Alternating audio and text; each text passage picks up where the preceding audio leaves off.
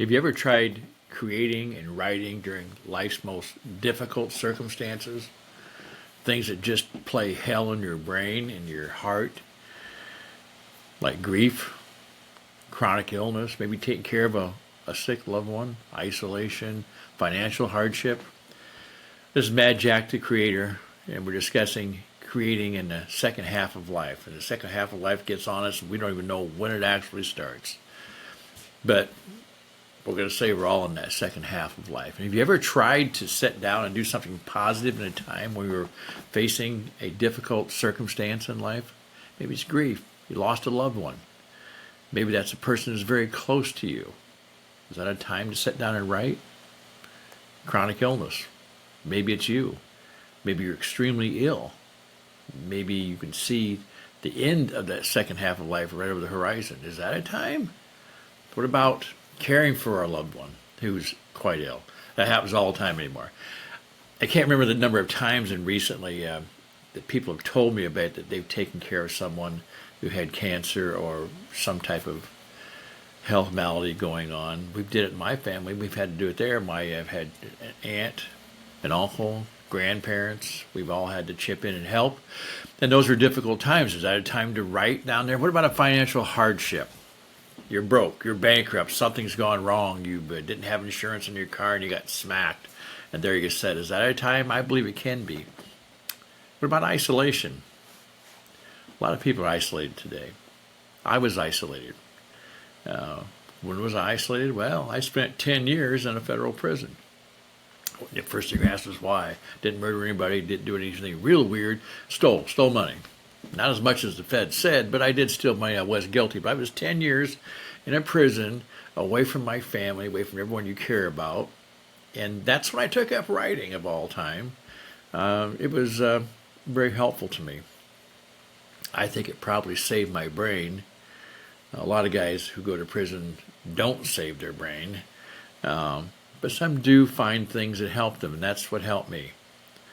That time period where I actually put the pen to the paper and wrote. And while I was there, I had to find things to write about. So I took on another difficult time in my life while I was in prison, and I wrote about January 4th of 1980, a day that I guess stands in infamy in our family, and that's the day that my father committed suicide when I was 21 years old. Now, that was a very long day leading up to the event. We kind of knew he was going to do it, finding out that he did do it, and then finding him later where he was at, it was a crazy day. So I wrote about that while in prison. So I'm in a place that's difficult to be in, writing about a circumstance, a time in my life that was unbelievably difficult to go through. If any of you have been through a suicide in your family, and I hope you haven't, but if you have, it's a difficult time to write. I didn't do it then, I did it later. As I said, when I was in prison, many years later. How many years later? Well, I didn't publish that story.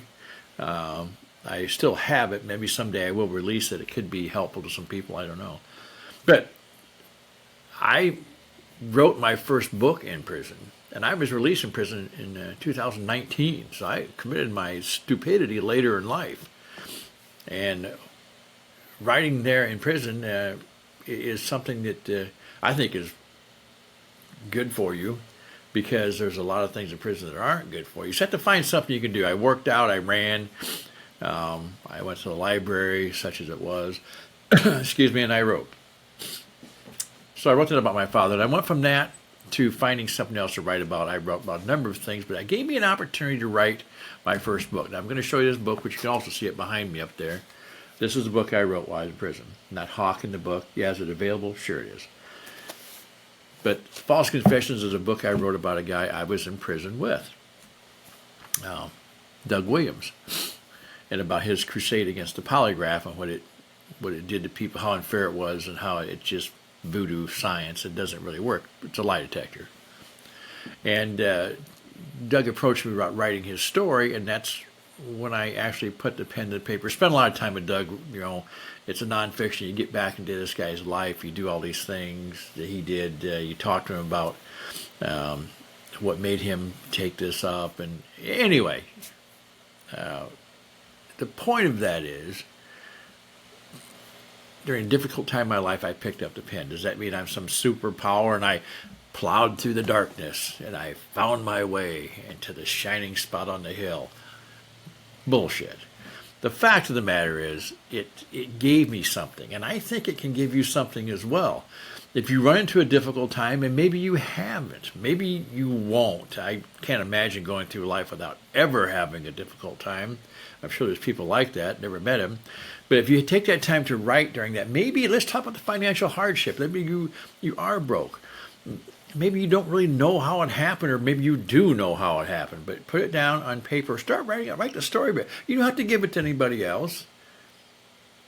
This could be set the stage for what you write later, because it gives you practice. It gives you time. It gives you the opportunity to be honest.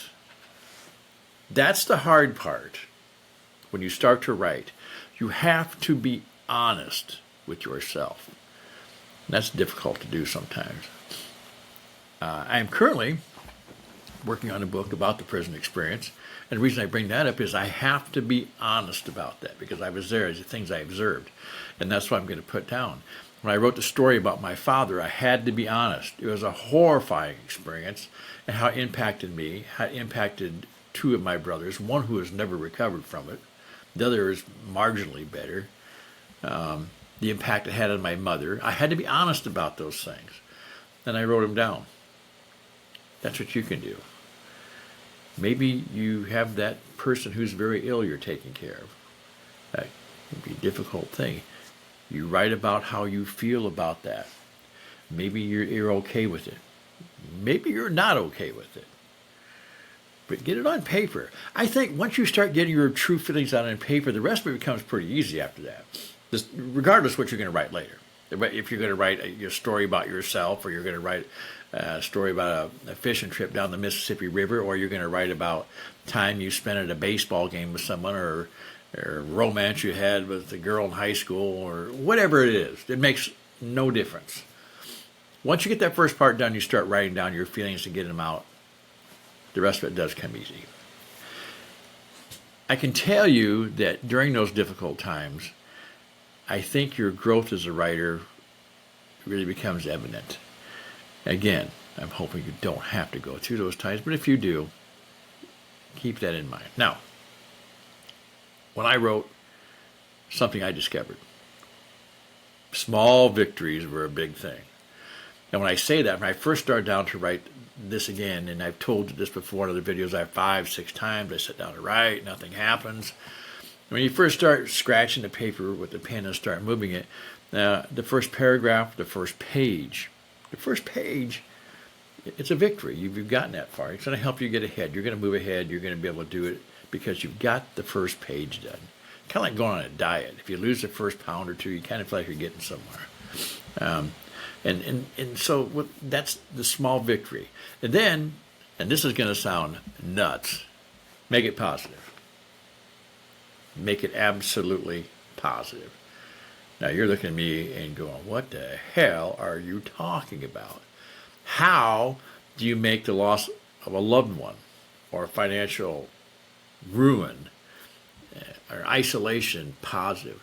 Well, I think if you just dwell on the negative side of it, the actual depressing side of all of it, it's pretty hard to help yourself recover. I'm not saying don't get it down on paper. As I did with my father's story, there were some things I needed to get down to explain how I felt about what led us to that point, and more specifically led him to that point, the alcohol, all the other things that contributed. But I also found that I was reaching back, and there were things that I remembered, discovered when I was younger that he and I had done together, and some things we had that I still remember to this day that were actually a lot of fun. We had good times. We never had any deep talks. We never had that kind of relationship. That wasn't part of it. But we fished a lot. We hung out a lot. I watched him be a tough guy in the bar because he was kind of a brawler. He was a high lineman. I watched him climb the high line. I was always amazed by it. He was my hero at that time. And I had forgotten that he was my hero, because the last few years of his life became very difficult for all of us in my family. my mother in particular. And I think that made me forget that he used to be my hero. And in a way, he still is again now, because I would think back to that. I don't think so much about that day as I do the time before. Where did that come from? Came from writing. All that. I wrote it down, and I didn't remember that until I was writing the story. And about 3 or 4 pages in, it started to come to me. Write during difficult times. I hope you don't have them. But if you do, write. I'm not saying the very moment you find out something terrible has happened.